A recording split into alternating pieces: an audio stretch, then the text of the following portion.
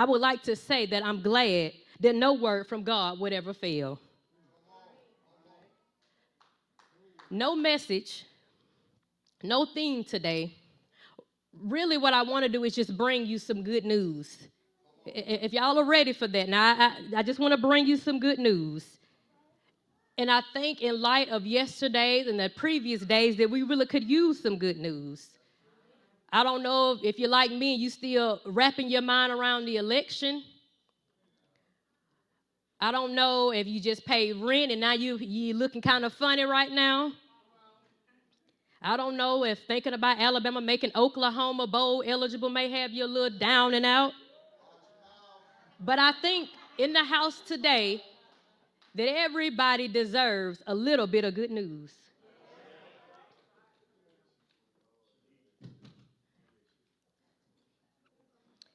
And the good news that I think we all have taken for granted in this season is that we all had received the divine invitation. And it's okay because you may have had a rough year. You may have had such a negative report with every aspect of life, whether it be brotherhood, fatherhood, sisterhood, motherhood, in the hood.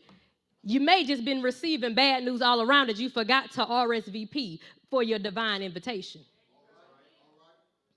And it's okay because the invitation came with simple instructions if you're a believer.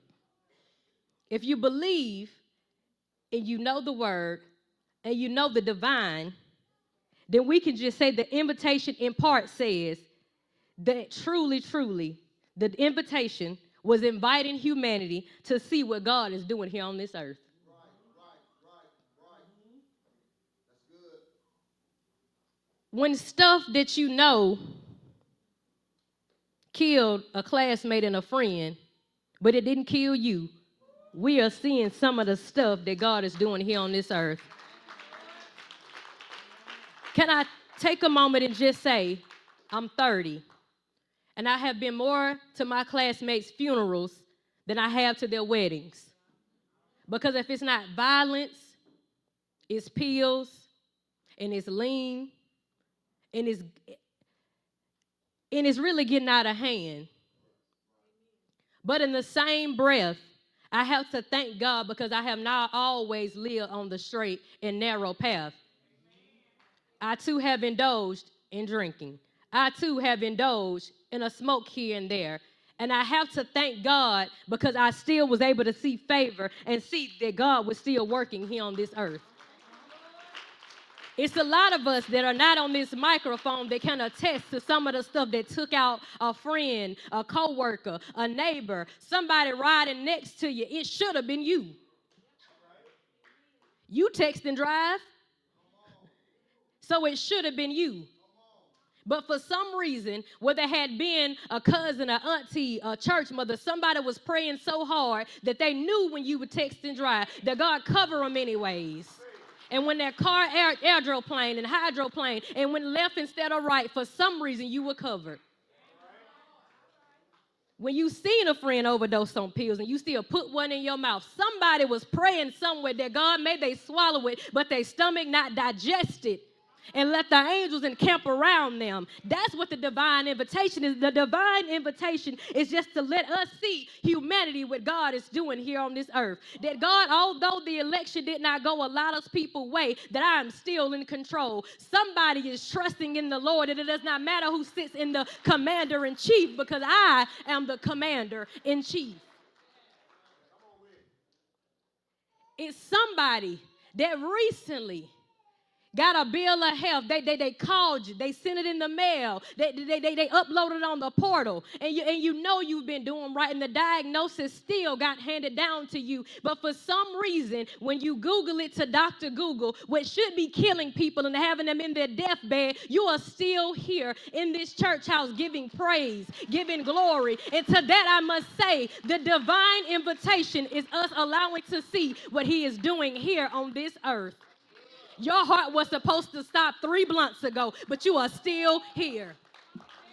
Your gut should have been dead because you've been drinking way too much lean, but the God we serve still has you here.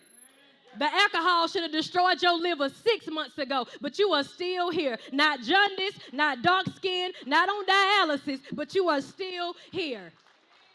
You are uncontrolled diabetic. You know you're not supposed to eat it, and you miss your insulin. And what has your fans and your friends and family in the hospital right now, you're still sitting here. And the divine invitation is we see the miracles that God is still working here on an earth that does not deserve it.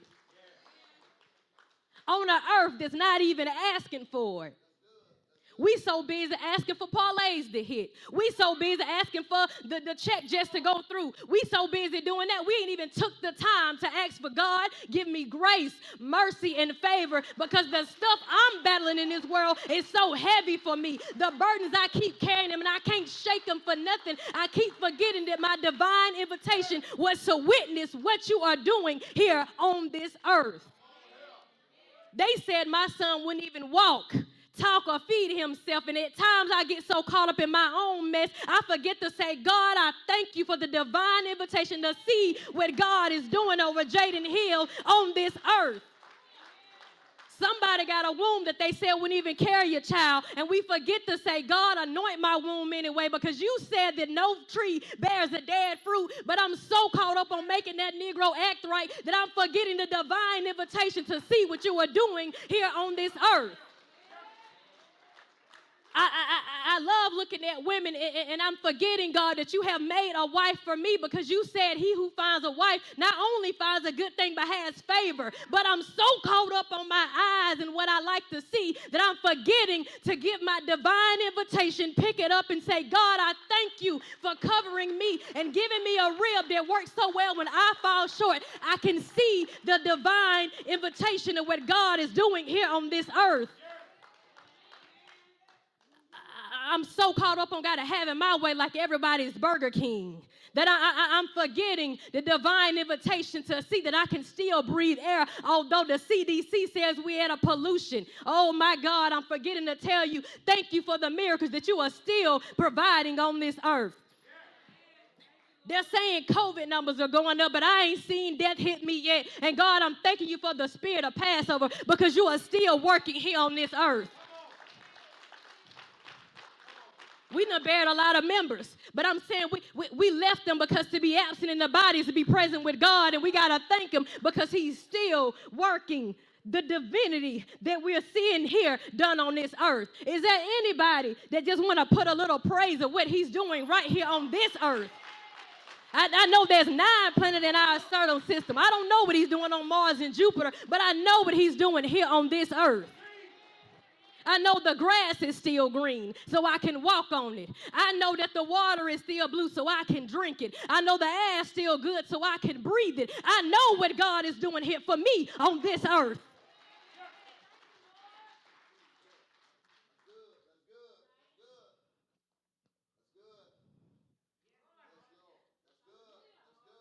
God chose the shepherds of all people.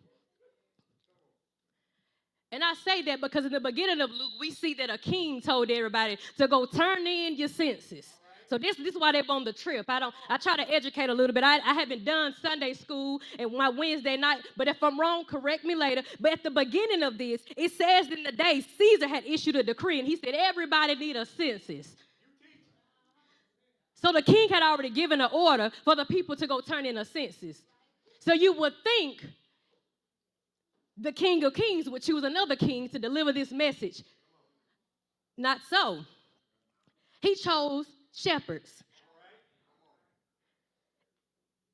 And he chose the shepherds. And I'm going to tell you this. I could be wrong. He chose shepherds. Shepherds were the lowest of the totem pole. They weren't the right hand to the king. I haven't read into whether the king told his shepherd to go out and get those men. I don't remember the shepherd saying, go back and get Moses, and the people bring back. So the shepherds were the lowest of the totem pole. They were almost like lepers because they didn't get invited nowhere. People didn't touch them and talk to them. But even in the midst of being a shepherd, he still chose them to deliver with a divine message. Now listen, because they were unaccepted by others. Somebody look it up for me. When Jesus went to the wedding, were there any shepherds present? No shepherds were present at the wedding when he turned water to wine. That's how much no one paid attention to the shepherds. They didn't go nowhere. They stayed right there. Matter of fact, the word actually says, let me find it. It said the shepherds were living in the fields. So living out in the fields, to me, suggests that not only were they shepherds, they didn't even have a house. They didn't even go in. They stayed right out there in the field with their sheep. This is how dirty they were. I'm finna give you a geography lesson. So sheep are in a field, which means they're outside, which means they ain't using the bathroom out there. They eating out there. A sheep is going to be a sheep. And the shepherds are living out there in the mess. These messy, sweaty, unclean people sitting in a field with dirty, messy animals. God sat down angel in the midst of their mess and said, deliver this divine message.